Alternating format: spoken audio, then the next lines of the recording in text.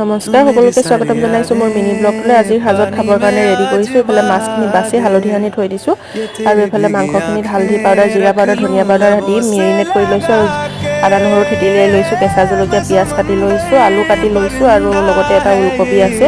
এইফালে কলডিলখিনি কাটি ভালদৰে থৈ দিছোঁ বনাবৰ কাৰণে। এইফালে কেৰাহীখন পাতি গৰম হ'লত দিলোঁ গোটেই মাংসখিনি, আদা নহৰু পিঁয়াজ সকলোবিলাক দি আলু আৰু ওলকবিও দিলোঁ, লগতে ভাজি আছোঁ অলপ সময়।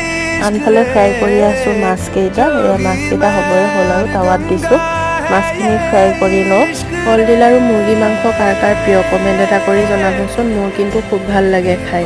আনফালে মাংসখিনি প্ৰায় সিজিলত কলডিলখিনি দি দিলোঁ। কলডিলখিনি দি অলপ ভালদৰে লৰাই ঢাকন দি প্ৰায় 20 মিনিটমান কম জুইত সিজাই ল'ম।